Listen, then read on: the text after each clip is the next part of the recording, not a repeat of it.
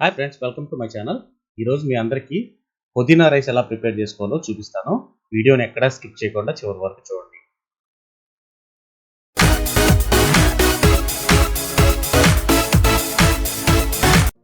ప్రిపరేషన్లోకి వెళ్దామండి. కావాల్సిన ingredients: biryani spices, జీడిపప్పు, పుదీనా, పచ్చిమిరపకాయలు, ముందుగా కుక్ చేసి పెట్టుకున్న రైస్. ఇది బాస్మతి రైస్ తీసుకున్నాం మేము. రెగ్యులర్ రైస్తో కూడా చేసుకోవచ్చు, చాలా బాగుంటుంది. ఈ పుదీనా రైసు మనకి హెల్త్ పరంగా చాలా మంచిదండి, అందుకని ఎప్పుడన్నా ఒకసారి చేసుకోవడానికి ట్రై చేయండి. చూడండి, ఈ పుదీనాని ముందుగా మిక్సీ గిన్నెలో వేసుకుని పచ్చిమిరపకాయలు, పుదీనా వేసి ఫైన్ పేస్ట్ కింద చేసుకోండి. ఇప్పుడు స్టవ్ మీద కడాయి పెట్టుకోండి. కడాయి వేడెక్కిన తర్వాత ఆయిల్ పోసుకోండి. ఈ ఆయిల్ కూడా వేడెక్కిన తర్వాత బిర్యానీ స్పైసెస్ యాడ్ చేసుకోండి. అందులో ఈ బిర్యానీ స్పైసెస్ కూడా కాసేపు వేగనివ్వాలి. వేగిన తర్వాత జీడిపప్పులు కూడా యాడ్ చేసుకుని అవి కూడా వేగనివ్వండి. ఇప్పుడు ఉల్లిపాయ ముక్కలు, ఒక ఉల్లిపాయని, మీడియం సైజు ఒక ఉల్లిపాయని తీసుకుని దాని ముక్కలు కోసుకుని యాడ్ చేసుకుని అందులో ఈ ఉల్లిపాయలు కూడా గోల్డెన్ బ్రౌన్ వచ్చేదాకా వేగనివ్వాలి.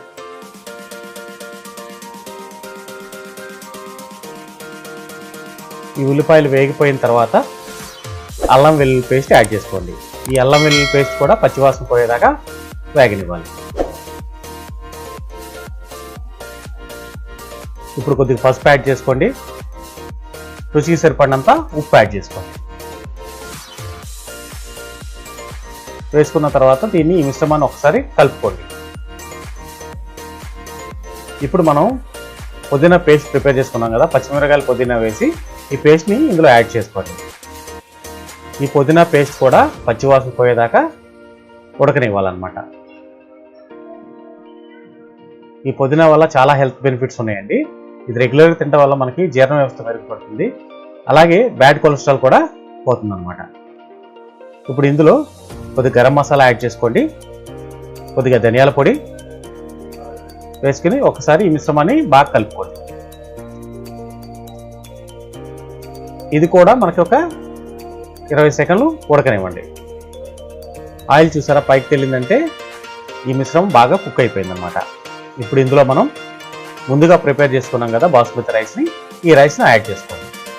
ఇది మన పిల్లలకి లంచ్ బాక్స్లోకి చాలా బాగుంటుందండి. బ్రేక్ఫాస్ట్ కింద బాగుంటుంది, లంచ్ బాక్స్లోకి బాగుంటుంది. ఈజీగా అయిపోయే రెసిపీ, చాలా హెల్తీ రెసిపీ కూడా. అందుకని ఈ వీడియోని మీరు ట్రై చేసి ఎలా వచ్చిందో కామెంట్ సెక్షన్లో తెలియచేయండి. ఇప్పుడు రైస్ వేసేసుకున్నాం కదా, ఈ మిశ్రమాన్ని బాగా కలయగలుపుకోండి.